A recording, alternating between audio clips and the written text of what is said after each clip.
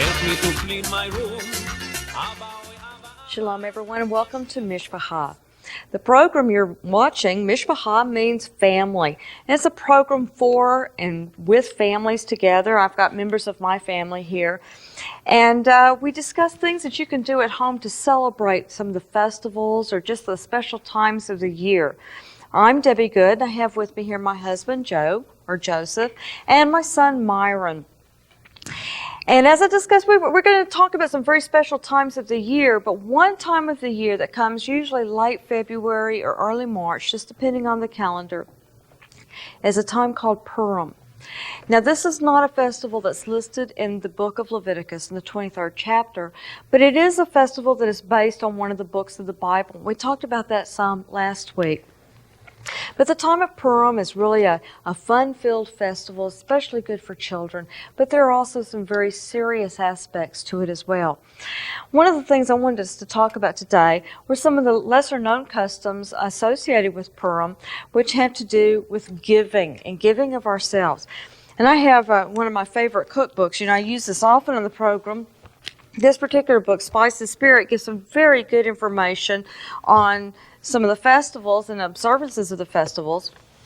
But on Purim observances, what it says, this is on page 522 of the book Spice and Spirit, one of the things that's required is that we hear the Megillah. And last time we talked a little bit about how the whole Megillah, that expression, actually comes from Purim, from reading the Megillah, or the scroll of the book of Esther. So everybody is to hear and read every word of the scroll during the time of Purim. There's also a fast day that's associated with Purim, which we haven't talked about too much, but there is one thing that I would like for us to think about observing more and more this year, and that's the custom of Mishloach Manot. This is giving gifts of food to friends, and there's some specifics that are involved with this particular gift-giving, observance.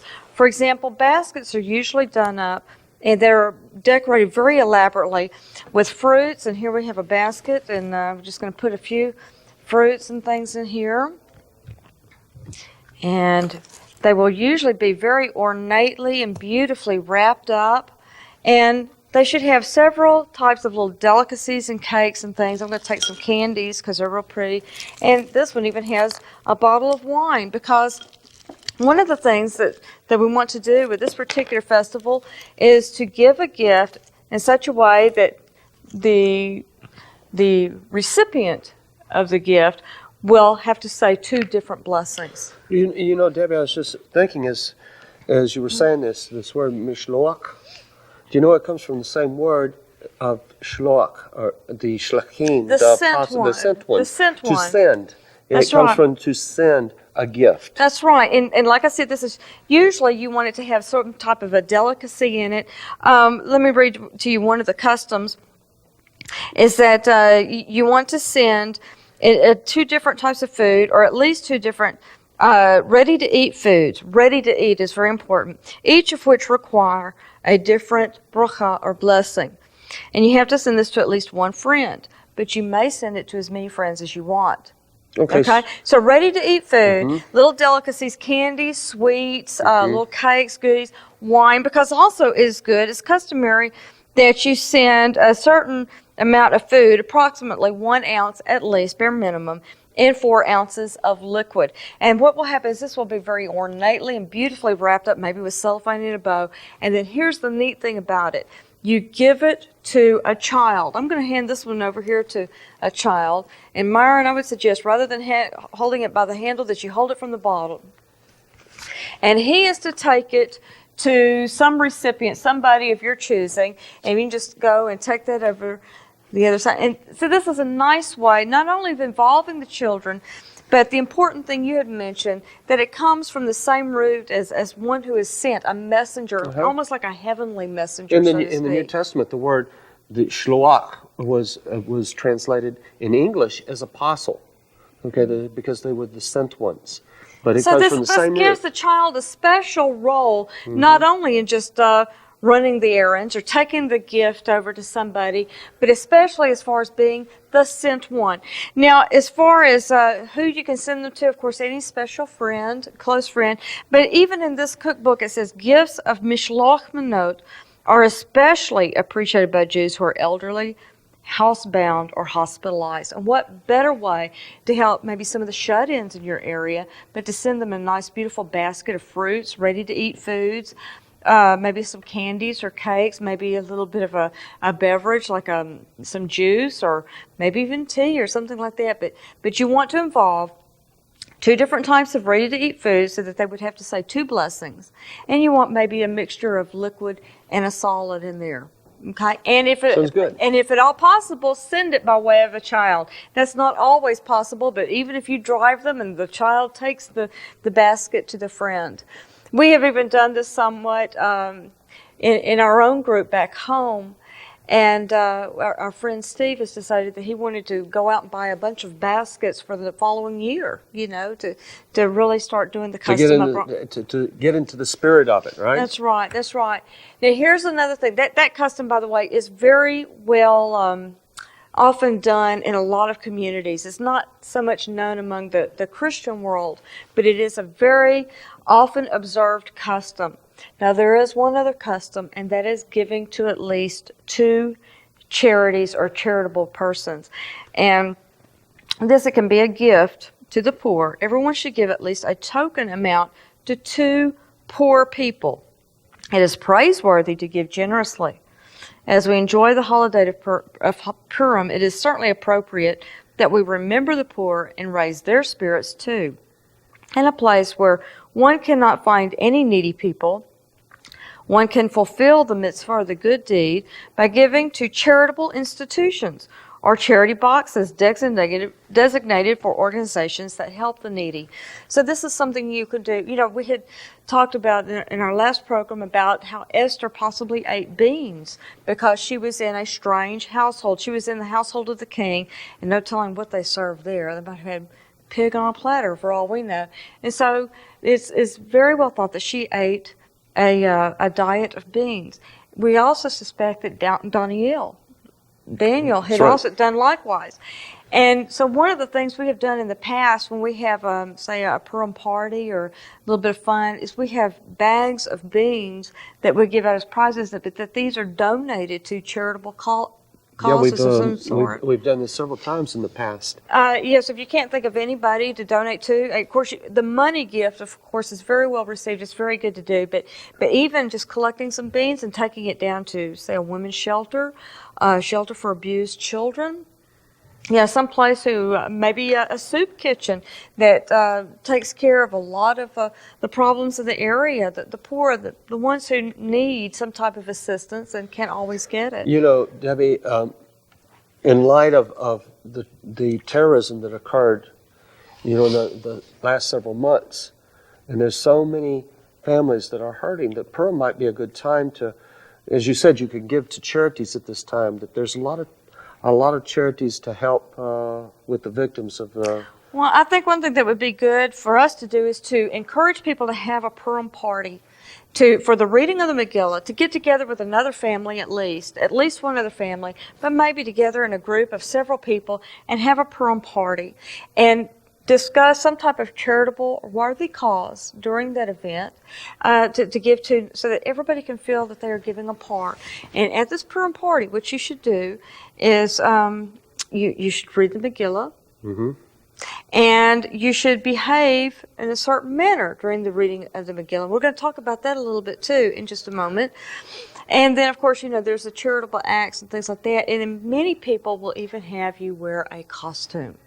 It is very appropriate for little girls to want to dress up like Queen Esther, and for the little boys to dress up like the mighty Mordecai or the king. And then there's some games that you can play, all kinds of little fun quizzes and things you can play. But one of the things that people do, as is a custom during the reading of the Megillah, is that they will react to a certain way to the name Haman. And what I'm going to ask is Myron's assistants right here. Myron, if you will step back and jump up on this counter back here.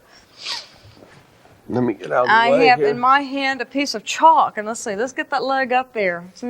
Now he's got a white shoe. You will not be able to see this, but you can tell what I'm doing. I'm taking a piece of chalk. You don't want to use anything that's going to be a permanent marker of any way, but I'm going to write out the name Haman, Haman. Now, why do I not want that to be a permanent marker, and why in the world am I writing this terrible man's name on the bottom of my son's foot? Because you have to blot out the name of Haman. We blot. Okay, You basically, sort of stomp it out. I'm going to stomp it out. That's right. When we're reading the story, whenever we come to the name Haman, what do? Everybody is going to boo. Boo, hiss. If you have a tuba, you blow a tuba, You blot out the foghorn, name. anything that makes noise. Okay, and sometimes stomp. that's right. Sometimes the only thing we have to make a noise with is our feet, and so you stomp, and then eventually what happens is that name is blotted out. And so, as many times as the name Haman goes, by the end of the reading of the Megillah, you're kind of hoarse from all the yelling. I have got to ask you. I mean, I know why I would personally like the name Haman to be wiped out, but there is an actual reason that's given to us scripturally, and I'm going to ask you to share that with us. Right. Of course, Haman's going to be a picture of Satan. He's going to be a picture of the false Messiah and everything. So, as you said, there's a lot of reason to want to knock this guy off, okay? But scripturally, it comes from the book of Exodus. So it's right from the Torah. Okay. And it's in Exodus chapter 17. This is where the children of Israel are coming out of Egypt, and the Amalki, or what you might call the Amalekites, come out to fight them. And Joshua leads the troops, and this is where Moshe goes, and he gets on top of the stone, and Aaron is on one side and Hur is on the other side, and they realize when Moses holds his hands up, then Joshua's winning. But when Moses puts his arms down, then Joshua's losing. Is this when they get behind him and they hold his arms up? That's right. Yeah. So it tells us God is really mad at Amalek because he came out and attacked them for really no reason. He just seemed like the thing for him to do. He's the perfect villain, just like Haman is in our story. It says in verse 13, so Joshua defeated Amalek and his people with the edge of the sword. Then the Lord said to Moshe, write this for a memorial in the book and recount it in the hearing of Yehoshua, Joshua, that I will utterly blot out the remembrance of Amalek from under heaven. So it is blotted out. Right. Now, what's funny is you're commanded to remember to blot out the name of Amalek. Yeah, that seems almost, what do you call that, oxymoron? Right. Right. So that is the basis. The blotting out of Amalek, his name, is the basis for Haman. So if Myron puts Haman's name on his shoes, and it's not in a permanent marker, but something like chalk, which will wipe out, every time he's rubbing his feet on the floor, he's wiping out that name. Right. Now we've talked, one of the things, wait. Oh, I'm sorry. You left something out. Yes. There should be another question. Okay. Haman, why should we associate Haman with being from the Amalki, from the Amalekites? Well, that's what I was going to mention. Last time we had talked about a book that we had written. I'm going to show this to you. This is Prophecies in the Book of Esther. And we talked about this a little bit last week. This is a book actually that you wrote. It was inspired, I think, it was inspired by you and some of your teaching, but I was the motivator here because I liked some of this teaching. I really liked the genealogies involved with some of our major characters in the book of Esther. And so I came to you and said, you need to write this book. Well, to be honest, Debbie wrote I don't know about that. Major portion of the book. But one of my favorite parts, and we have for example, on page 7, we list our cast of characters, and then we have some genealogies on page 18. And one of the things we discussed is who Haman is, who he is a descendant of, and who Mordecai is, and who he is a descendant of, and how these two forces who basically met in the past, many, many, many years ago, are coming to clash again. That's right. And so if you would like to... Well, it says there in Exodus 17 that the children of Israel would have war with Amalek from one generation to another generation because God's having so it's war not with, over with not yet. over with yet. In right. other words, we still the fat lady hadn't sung yet. Okay, we still see the Amaleki or the Amalekites coming up even in this generation. Oh yeah. Yeah. Even, as a matter of fact, I have seen, and one of the things we have in our book is some of the codes that are kind of encrypted and coded in the book of Esther, and it shows that even in 1948, there's a very strong tie between some of the figures from, let's say, Nazi Germany and the Amalekites. Right. We have, for instance, a lot of people have seen Gila's mother because she's been filmed by Primetime. And she called the Nazis, which imprisoned her and her family and her people in the Holocaust, she refers to them as Amalekites. And do you know, she's not the only one I've heard say that either. It's very widespread. A lot of people feel that any nation who has been so dreadful towards the people, because what was Haman's ultimate motivation here? To wipe out. Yeah, to completely wipe out or to annihilate the Jewish people. And of course, this was the final solution. And he wanted to blot out the name of Israel. Well, he wanted to annihilate the entire race of Jewish people. But there's a more specific reason why Haman is linked to the Amaleki. The reason is that you remember when the first king of Israel comes along, that's going to be King Saul. And he's sent out to do this one major thing, and that's to make war against the Amaleki. And God says, wipe them out, wipe them all out. How do you wipe them out? Destroy them. Come in and you kill all the males, you kill all the females that have had relations with a man. Isn't that exactly what Shaul did? No, he didn't. Okay, he didn't. He didn't. He spared the best of all their cattle and everything, and he kept the king alive. And now this is the important question. Why would he keep the king alive? Well, I'm not sure why he kept the king alive. I think that he wanted... that he had this idea of, well, this is the right way to do. Well, the only thing I can think of, and of course I don't have all the answers here, we're not really told why, but whenever you spare the life of a king and you've been told, wipe him out, get rid of him, utterly destroy him, the only thing I can think of is that Shaul probably felt that he had something to gain by keeping him alive. Some private, personal motivation. God. That's it. The whole thing is he disobeyed God. And what happens is Mr. Prophet walks along and... That's right. and he loses the kingdom over this.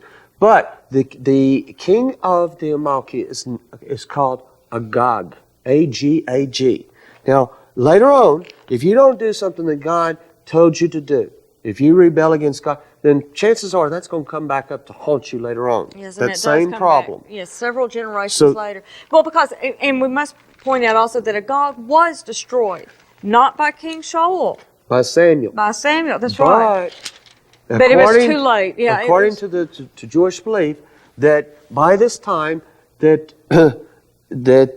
he was able, that it was a period of time, and that a child was conceived. And this isn't just your idea. I mean, this is accepted throughout. This is accepted by the Jewish people as being the way it is. Okay, it says in Esther chapter 3, after these things, King Achashverosh promoted Haman, the son of Hammedatha, the Agagite. Okay? And what is that in Agagite? It means one that's descended from Agag. He was an Amalekite. And so here it's come up again. King Saul failed to kill Agag. And this guy ends up in Persia with everybody else in the story. Okay, now I'll tell you what's really interesting about this is that obviously by what you just read, Haman was not a native-born Persian himself either. No. Okay, and we discussed this last week. What he does is he comes to the king and says, "Behold."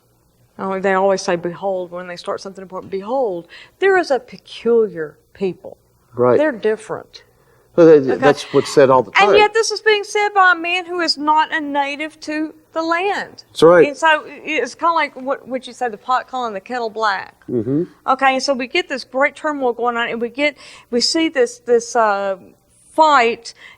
First it's kind of intellectual. It turns into more of a physical battle between two adversaries that actually go way back to the time of, first of all, to the book of 1 Samuel, and then also, even prior to that, to the book of Exodus. Is that correct? Oh, yes. And even before that, we have the Amaleki are going to be mentioned in the book of Genesis because they are descended from Esau. And, the hairy guy. The hairy guy, that's right. They're Edomites. interestingly enough, because, we had discussed in one of the programs where we made beans, the lentils, is that Yaakov had made lentils or a bean soup, and it was Esau who came to him and said, oh, I really want some of that, and oh, by the way, you can have my entire birthright and inheritance if I can just eat your food. And this is, of course, that is very loosely paraphrased. Well, anyway, getting back to the custom of Purim, we have a lot of fun. There's a lot of talking, beating fists, and making stomping noise, the feet. stomping. Yes, and one of the things we do is we make noise. And this is done usually by way of a Gregor. This is a toy. Usually it's a little stick and the little box on it, and you twist it around like this. These are like party favors that you can buy in some grocery stores. Well, you can make very elaborate ones. Well, Gregors actually can be collected. As a matter of fact, we know a person who collects them. Some are wooden, some are tin, some of them are very old. You can have antique Gregors. But let's say you cannot go out to your local Judaic shop, which might be 200 miles away. Let's say you can't do that. What will you do? What will you do? Yeah, you have to make something. You'll have to make something. And so I'm going to ask Myra to come over here and assist me with a very crude form of a Gregor. What we have done, first thing you do is you make your family eat a lot of pot pies. Okay? If you can't find pot pies with the little tins, then get some type of a little dessert pie where you can have these little pie tins. Now these are very, very small. The little bit bigger size would be better, but I kind of like the small ones because they're just kind of cute.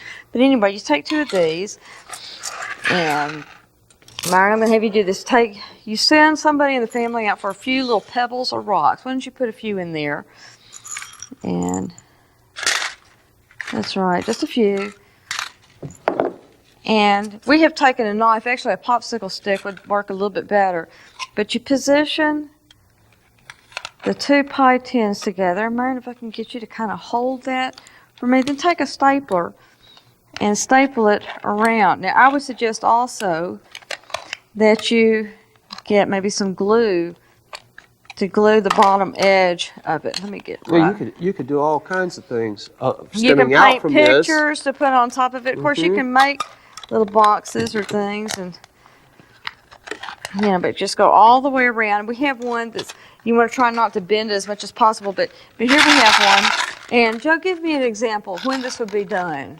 For example, when you say... Okay, when you say, hi, man. Then you make a lot of noise. You see how noisy that can be.